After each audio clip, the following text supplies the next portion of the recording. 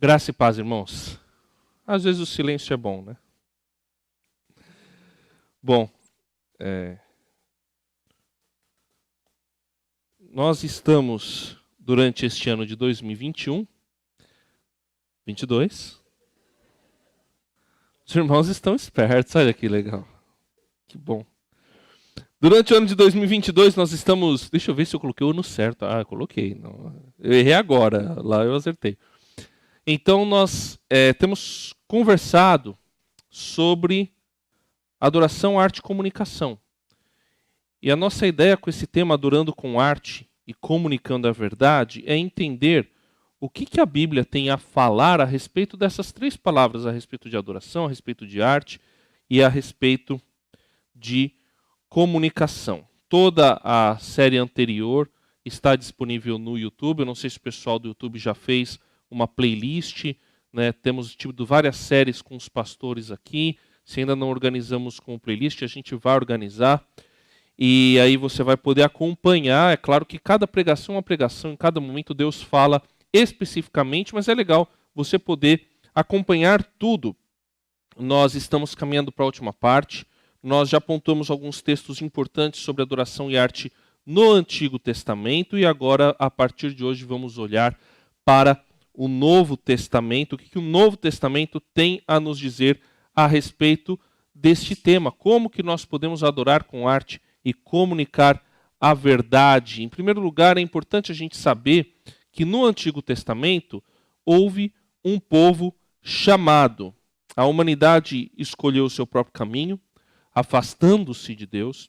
Esse afastamento é muito importante. Às vezes a gente acha que religião é algo que a pessoa pode ter a religião dela e ter boas práticas. Dependendo da religião, consegue ter algumas boas práticas.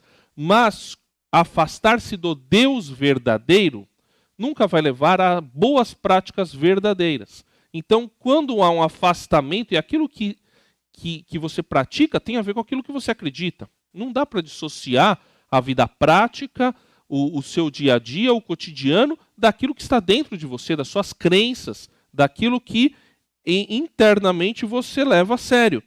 E esse afastamento de Deus, então, levou à maldade. E por isso, uma nação descendente de um homem de fé foi chamada. Essa nação foi chamada para adorar a Deus de maneira pura. Quando você olha lá no livro de Êxodo, Deus chama o povo para ser santo. Levítico também fala sobre isso. O povo, esse povo escolhido de Deus, deveria ser santo, deveria ser puro. Ele é chamado para adorar a Deus de maneira pura. E as leis do Antigo Testamento, que às vezes são difíceis de entender, elas apontam para esta pureza. Depois, Jesus ressignifica isso, mas no Antigo Testamento tudo aponta para a pureza e para a santidade.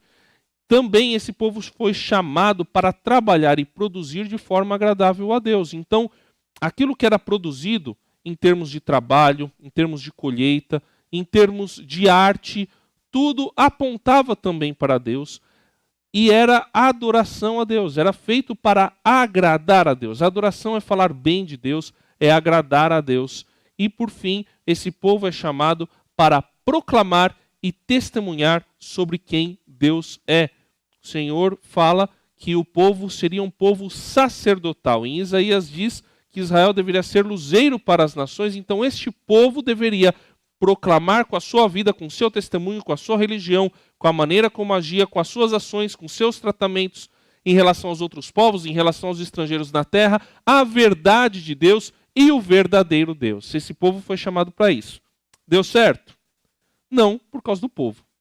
Porque Deus chamou o povo, mas nem todo o povo escolheu a Deus. E por isso, o povo foi castigado com domínio, com exílio por outros povos estrangeiros. Esse povo, já falei aqui, é o povo de Israel, o povo judeu, que no século I vivia sob o domínio romano. O Império Romano, o maior império daquela região, ou às vezes quando conseguia escapar do domínio romano, acabava no domínio de um império persa ou de outro império, e o povo de Israel não tinha autonomia. Era um povo que estava dominado por outros povos, e isso era consequência do seu pecado. No entanto, eles conseguiram manter a sua religião, a religião de Deus, o estudo do Antigo Testamento, que é chamado hoje de a Bíblia Hebraica, e uma nova fé então começou a ser proclamada no meio desse povo.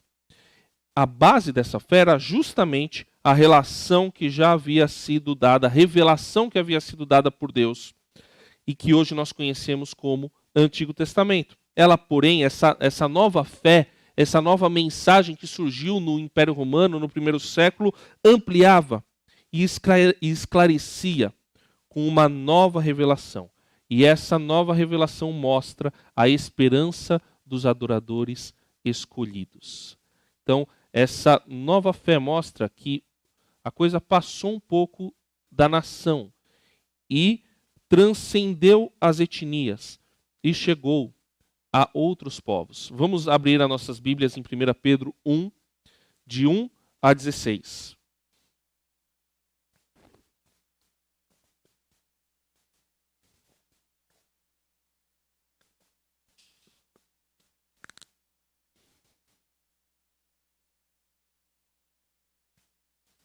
1 Pedro 1, de 1 a 16.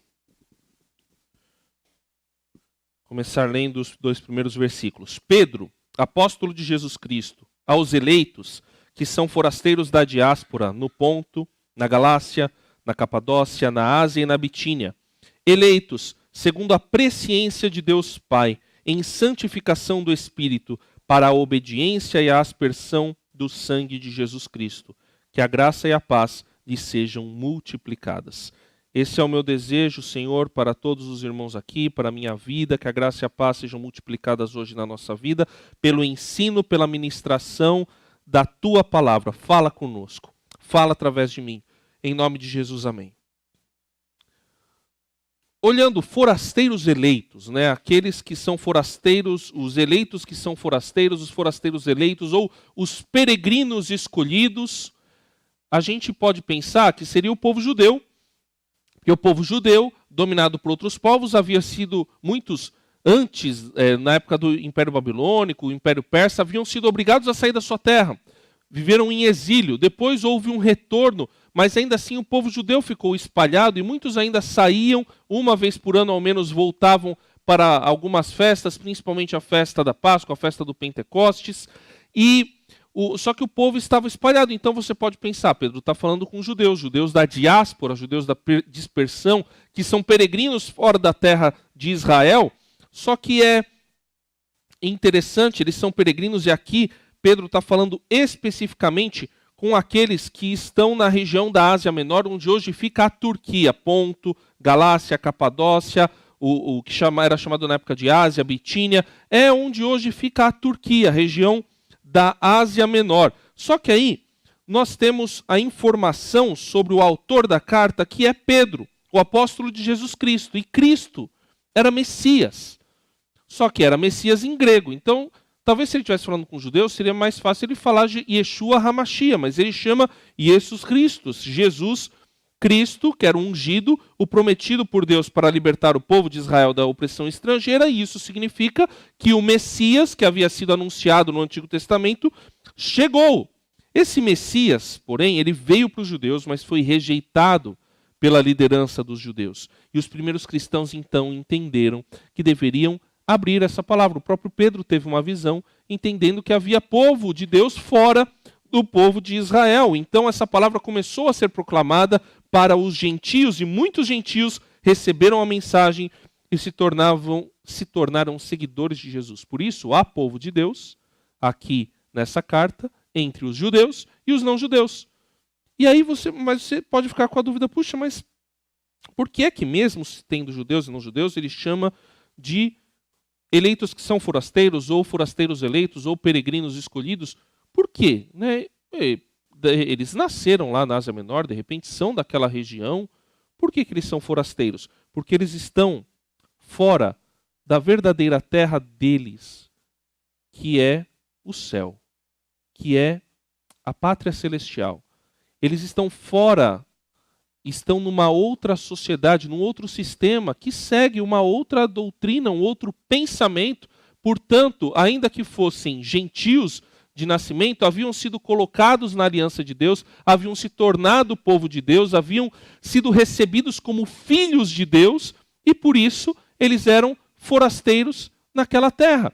A terra de verdade deles é governada por Jesus Cristo. Só que aquela terra onde eles estavam era governada por outra liderança, por outro poder, por outro domínio. Por isso eles eram estrangeiros, eles eram peregrinos, mas eram escolhidos porque estavam debaixo da aliança, debaixo do poder de Deus, debaixo do amor do Senhor.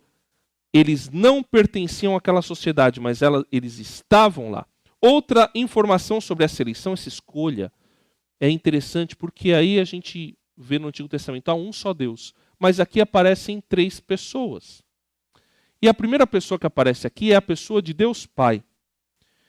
E a pessoa de Deus Pai, e aqui, se você for olhar no grego, tudo isso aqui está relacionado com forasteiros eleitos. Todas as frases elas estão subordinadas aos forasteiros eleitos. Esses forasteiros eleitos por Deus Pai têm um motivo que vem do Deus Pai. O motivo é a sua presciência. O que é a presciência? Eu não vou entrar em polêmicas aqui, irmãos, porque existe uma polêmica se essa presciência tem a ver com Deus conhecia antes e por isso, por conhecer, ele facilitou que aquelas pessoas que eles sabiam que iam receber a fé, recebessem a fé, ou tem gente que entende que conhecer significa que Deus predestinou, que Deus escolheu, que Deus conhece todas as coisas. Eu não vou entrar na polêmica aqui. Se um dia quiser conversar sobre isso, numa tarde de sábado, nós começamos com um churrasco com o pastor Gregory, passa pelo café que o pastor Neto está sabendo fazer muito bem, a irmã Estela faz um bolinho, só que vai avançar para a janta, vai precisar pedir para o pastor Wagner fazer o caldo verde de Goiás, e aí no fim vai avançar mais, vai pedir para a Kelly fazer um acampa dentro, porque assim o assunto vai se estender bastante. O importante é a gente saber sobre presciência, sobre o pré-conhecimento de Deus, é que aqui mostra que Deus simplesmente é soberano. Ele sabe de todas as coisas. Nada escapa do conhecimento de Deus. Nem aqueles que são eleitos, nem aqueles que são escolhidos. O que você vai fazer, o que o texto aqui quer mostrar é que Deus conhece toda a história, Deus conhece o passado, o presente e o futuro, e Deus conhece você. Deus sabe quem você é. Deus conhece a sua vida. Deus conhece a sua história.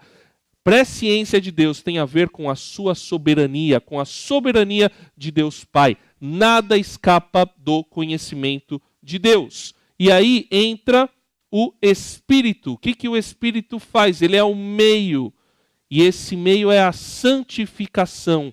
Ele nos santifica. Aqui mostra que Deus está presente e que Deus separa o seu povo desse sistema maligno, desse sistema fora da vontade de Deus, desse sistema que não busca Deus. Então, eleitos segundo o conhecimento, segundo a presciência, segundo a soberania de Deus Pai, esse é o motivo da nossa eleição. Em santificação do Espírito, ou seja, o meio pelo qual essa eleição acontece é pela santificação, é pelo Espírito Santo que nos separa, que é presente aqui conosco, é Ele quem faz, quem age em nós, é Deus em nós. E para quê? Para qual fim? O fim é Jesus Cristo. Ele é o Senhor. Por isso que o fim é obediência. O fim é a salvação, a aspersão do sangue. Temos um objetivo, e o objetivo desse plano maravilhoso do Deus soberano é nos levar à salvação e à obediência do Senhor Jesus Cristo. Porque Ele é o governante, Ele é o Rei, Ele é o Kyrios, que significa Senhor. E a Ele nós devemos obediência, aí nós temos a capacidade de adorar a Deus. E então, com toda essa informação, saber que Deus está completamente envolvido na redenção da humanidade e na purificação do seu povo, leva o apóstolo Pedro a explodir em adoração. Bendito seja o Deus e Pai de nosso Senhor Jesus Cristo, que segundo a sua grande misericórdia, que nos regenerou para uma viva esperança, mediante a ressurreição de Jesus Cristo dentre os mortos, para uma herança que não pode ser destruída, que não fica manchada, que não murcha e que está reservada nos céus para vocês, que são guardados pelo poder de Deus, mediante a fé, para a salvação preparada para ser revelada no último tempo. Aleluia! Aleluia! Isso daqui é para comemorar, é para sair pulando de alegria pelo Deus maravilhoso, soberano, porque aqui é um louvor pela obra de Deus no passado, mas que tem consequências para o futuro. A gente às vezes fica discutindo e brigando por algumas coisas, e um dos focos de discussão é justamente teologia. A Bíblia não está preocupada em brigar por causa de teologia. A Bíblia quer comemorar, porque Deus soberano nos escolheu, Ele nos elegeu, Ele nos ama. E aqui é um louvor, é uma adoração. Bendito seja o Deus e Pai de nosso Senhor Jesus Cristo. Olha que legal. Depois de desejar a multiplicação da graça e da paz aos seus leitores e ouvintes, Pedro passa a adorar a Deus Pai por aquilo que Ele fez. O Pai nos regenerou. O Pai conserta a nossa vida. O Pai arruma o que está errado. O Pai colocou aqueles irmãos lá do passado da Ásia Menor no caminho certo. E aquilo que estava quebrado regenerou. Pensa numa lagarta que perde o rabo e aquele rabo é regenerado. Ela tem essa capacidade. Deus regenerou a gente. Deus regenerou aqueles irmãos. Transformou, fez de novo. E deu uma viva esperança. Olha que palavra linda, viva esperança. Uma esperança pulsante. Um olhar para o futuro. E essa viva esperança tem a ver com a ressurreição do Senhor Jesus. Olha isso, tentaram matar Jesus. Tentaram não, mataram Jesus. Mataram Jesus, acabaram com Jesus. Colocaram ele numa cova. Mas a morte não pôde conter Jesus. Jesus ressuscitou, a nossa esperança começa aí. Aquele Senhor que o establishment político e religioso tentou calar, esse establishment, essa elite política e religiosa não conseguiu, porque Ele é o Senhor, porque Ele é Deus. E Ele ressuscitou dos mortos e por isso nos dá esperança de que ainda que o pior aconteça conosco, nós ressuscitaremos também e estaremos e reinaremos com Deus para sempre. O nosso futuro, a nossa herança, portanto, não pode ser roubada, não pode ser estragada, não pode mofar, não pode ser comida por traças. A nossa herança está no céu. A nossa esperança está em Deus. Nem o mercado financeiro consegue corromper, nem a inflação corrompe essa herança que nós temos, que está no céu, que é o nosso futuro glorioso com Deus, e a vida eterna que começa agora. Ela virá no fim, mas virá. Por isso que a adoração não é só do apóstolo. Nisso vocês exultam. Vocês que estão lendo essa carta exultam, embora no presente, por breve tempo, se necessário, sejam contristados por várias provações, para que, uma vez confirmado o valor da fé que vocês têm, muito mais preciosa do que o ouro perecível, mesmo apurado pelo fogo, resulte em louvor, glória e honra na revelação de Jesus Cristo. Mesmo sem tê-lo visto, vocês o amam. Mesmo não o vendo agora, mas crendo nele, exultam com uma alegria indescritível e cheia de glória, obtendo o alvo dessa fé, a salvação da alma. Fé no invisível, apesar das dificuldades. Olha essa flor que nasce no meio de um ambiente árido, onde não era para ela nascer. Aqui nesta carta, escrita provavelmente ali entre o ano 60 e 65 depois de Cristo, Pedro está em Roma. E ele está debaixo do governo de um imperador chamado Nero, que foi aquele que empreendeu a primeira grande perseguição do Império Romano contra os cristãos. Queria até ter colocado uma imagem, mas achei meio forte para um domingo de manhã. Mas teve crente daquela época servindo como lamparina, porque foi queimado à noite nas ruas públicas. Servindo de circo, sendo executado nos circos públicos. Foi uma perseguição terrível. E Paulo comemora. Exultem de alegria, porque apesar da perseguição, Nero não vai conseguir tirar de vocês o que vocês têm de mais precioso, que é a herança nos céus. Nem governador nenhum, nem presidente, ninguém consegue tirar isso da gente. Ninguém consegue tirar essa herança. Pelo contrário, sabe o que acontece? Como é ouro que o crente tem. Quando passa pelo fogo, pela dificuldade, pela provação, sabe o que acontece? É purificada, fica melhor, sai melhor. O crente sai melhor da provação.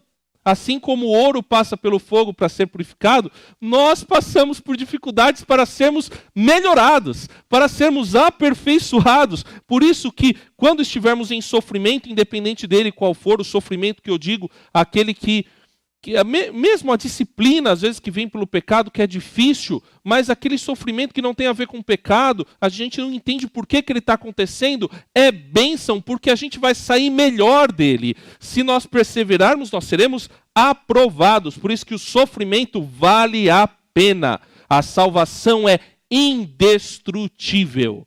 Nada destrói a salvação. Passando pelo fogo, a gente sai melhor. Por isso que a gente tem que entender que o pare de sofrer é uma mentira. O relacionamento com Deus não nos livra do sofrimento. O relacionamento com Deus nos faz passar bem pelo sofrimento. Nos faz ficar melhores depois que passamos pelo sofrimento.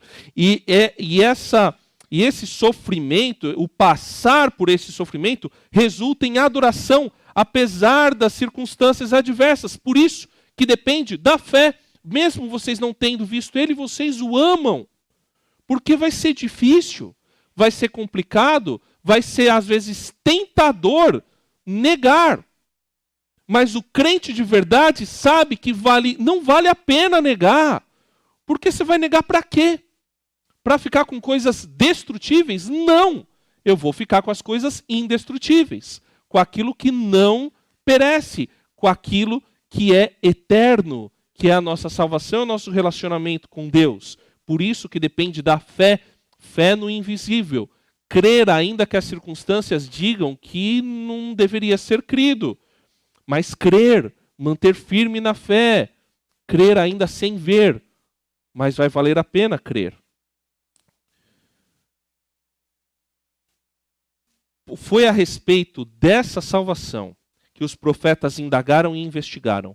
Eles profetizaram a respeito da graça destinada a vocês, investigando qual a ocasião ou quais as circunstâncias oportunas que eram indicadas pelo Espírito de Cristo que neles estava, ao predizer os sofrimentos que Cristo teria de suportar e as glórias que viriam depois desses sofrimentos. A eles foi revelado que não para si mesmos, mas para vocês, ministravam as coisas que agora foram anunciadas a vocês, por aqueles que, pelo Espírito Santo enviado do céu, lhes pregaram o Evangelho, coisas essas que anjos desejam contemplar. Os profetas do Antigo Testamento falaram sobre a salvação, mesmo sem entender que estavam falando sobre a salvação. Então, quando você lê Isaías 53, o servo que sofre, ele foi moído por nossas transgressões, o profeta não estava entendendo muito bem de quem que ele estava falando, ele escrevia. O Senhor falou, ele escrevia, talvez ele pensasse, é um escolhido de Deus, é o povo de Israel, é um outro profeta, mas ele não entendia que era sobre Jesus Cristo, e ele estava escrevendo sobre Jesus. Essa salvação, ela foi planejada desde a fundação do mundo. Por isso que os profetas falaram sobre ela sem entender totalmente. E olha que coisa linda. O Espírito de Cristo, que é o Espírito Santo, mostra como há perfeita unidade entre o Pai, o Filho e o Espírito Santo. Nós adoramos a um só Deus, nós servimos a um só Deus, mas que é três pessoas distintas e três pessoas com a mesma essência divina. Isso é claro nesse texto, isso é claro na Bíblia. Não deixe ninguém te enganar com um ensino diferente deste. E o anúncio é claro: o Messias precisou morrer em nosso lugar para nos salvar da condenação pelos nossos erros, nos religar a Deus e nos dar um novo futuro. Por isso que o que é revelado é tão maravilhoso que precisa ser proclamado. E os apóstolos que receberam essa revelação, como o apóstolo Pedro, que viu Jesus, que conheceu Jesus, que andou com Jesus, que negou Jesus, que viu Jesus morto, mas viu Jesus ressurreto, ele não pôde se conter. e começou a anunciar, teve a vida transformada e proclamar. Quem recebe a mensagem, quem recebe a revelação, quem é escolhido, anuncia essa esperança. Uma esperança que leva à santificação, à consagração. Essa esperança, ela exige uma resposta nossa. Essa escolha de Deus por nós, ela exige que nós façamos algo, que tomemos posse de uma responsabilidade diante do maravilhoso plano e dessa escolha de Deus. Por isso, versículo 13, preparando o seu entendimento, sejam sóbrios e esperem inteiramente na graça que lhes está sendo trazida na revelação de Jesus Cristo. Como filhos obedientes, não vivam conforme as paixões que vocês tinham anteriormente, quando ainda estavam na ignorância. Pelo contrário, assim como é santo aquele que os chamou, sejam santos vocês também em tudo o que fizerem, porque está escrito, sejam santos, porque eu sou santo. Eu olhei essa imagem e eu pensei no Salmo 1, que no final diz que o justo é como a árvore plantada junto ao ribeiro de águas, cujas folhas não secam, e tudo quanto faz prosperará. A prosperidade tem a ver com santidade. Estar bem com Deus. Estar bem, entendendo o plano de Deus. E essa santidade, essa consagração tem tudo a ver com a adoração. Primeiro, nós devemos estar preparados. Devemos nos esforçar na nossa preparação com Deus, mantendo o equilíbrio, mantendo a paciência, equilíbrio nos relacionamentos. Outra versão diz que nós devemos ter autocontrole, equilíbrio no trato, equilíbrio nos prazeres. Devemos ter prazer, devemos ter lazer, mas devemos ser equilibrados em tudo na vida, até no trabalho. Trabalhe bastante, mas trabalhe com equilíbrio, cuide da sua família. É necessário sobriedade, equilíbrio e paciência. Por isso que fala aqui de esperar inteiramente na graça, ter paciência, descansando em Jesus. E quando diz que nós não devemos viver conforme as paixões que vivíamos antes, é que devemos realmente romper com o nosso passado ruim, com o nosso passado negativo, com o nosso passado quando éramos desobedientes e inimigos de Deus. Devemos romper totalmente com esse passado rumo ao futuro, porque não dá para entrar na eternidade estragado. Não vai dar. Tem que romper com o passado ruim. Isso é a santificação, a separação do sistema do mundo, a consagração, a pureza, não ter as mesmas atitudes que a maioria das pessoas tem, atitudes egoístas, atitudes egocêntricas, pensando somente em si mesmas. Devemos, assim como o Senhor Jesus ensinou, amar a Deus e ao nosso próximo como a nós mesmos. Isso é santificação. Ele cita aqui Levítico 11, 44 a 45, um livro que fala sobre adoração. A santificação que era exigida do povo de Israel era a preparação para a adoração. E, na verdade, já era a adoração. Santifiquem-se, purifiquem-se, afastem-se das coisas ruins, das coisas impuras, contaminadas. Nós devemos fazer a mesma coisa. E quando nós fazemos isso, nós já adoramos a Deus. A adoração, meus irmãos, ela é efetuada aqui, mas ela começa e ela deve ser efetuada em toda a nossa vida, nessa preparação. A adoração tem a ver com vida santa, totalmente dedicada a Deus. Por isso que Ele é o modelo. Ele é santo. Sejam santos também, porque vocês servem a Deus. Vocês receberam de Deus. Vocês são chamados a serem santos. Os eleitos de Deus encontram consolo. Esses daqui que estavam sofrendo perseguição, para os quais Pedro escreve, eles encontram consolo na esperança que têm pelo plano de salvação de Deus executado em Cristo. E assim podem viver de maneira santa e separada para Deus, ainda em meio a perseguições e momentos difíceis. Quem é escolhido por Deus vive para Deus. Por isso que aqui o que nós queremos ressaltar é o Deus Pai soberano. O Deus Pai soberano que nos escolheu. A soberania de Deus é ressaltada. Quando? Quando é necessário consolar, confortar e encorajar. Isso é importante. A Bíblia trabalha com as duas realidades. Não existe conflito na Bíblia entre a responsabilidade humana, o livre-arbítrio, e entre a soberania divina. Por quê? Quando tem pecado, cuide-se de si mesmo. Preste atenção. Deus é fogo consumidor. Advertência. Aqueles que vivem em determinadas práticas não herdarão o reino dos céus. O apóstolo Paulo fala isso. Então, a advertência quando está pisando na bola. Mas quando a gente está sofrendo, aí é ressaltada a soberania de Deus. Vocês são escolhidos. E hoje, a gente precisa que a soberania de Deus seja ressaltada, porque nós estamos vivendo em momentos difíceis. Nós estamos vivendo um dia-chave para o nosso país. Eleições. Um dia que talvez seja um dia de conflito para muita gente, para muitas famílias, para muitas casas. Um dia que talvez seja um dia muito preocupante. A gente não sabe o que vai acontecer depois no fim da noite, quem vai ser eleito. E pode ser que você esteja muito preocupado com isso. Deus é soberano. E você é escolhido dele. Você foi escolhido por ele antes da fundação do mundo. Ele ama você e ele cuida de você. Ele cuida da sua família, ele cuida dessa igreja, ele cuida desse país. Ele é o soberano sobre os reis da terra, diz Apocalipse 1. Jesus não perdeu e nunca vai perder o controle.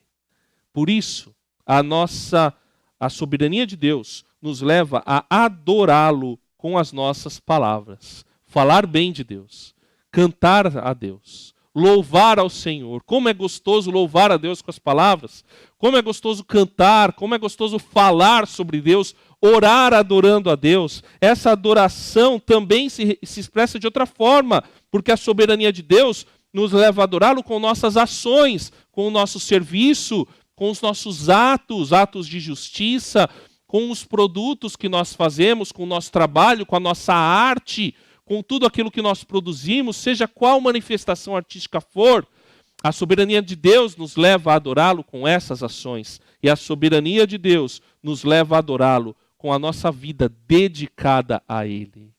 Que coisa linda. Romanos 12:1 fala: entreguem os corpos de vocês como sacrifício santo, agradável, perfeito a Deus. Este é o culto racional de vocês.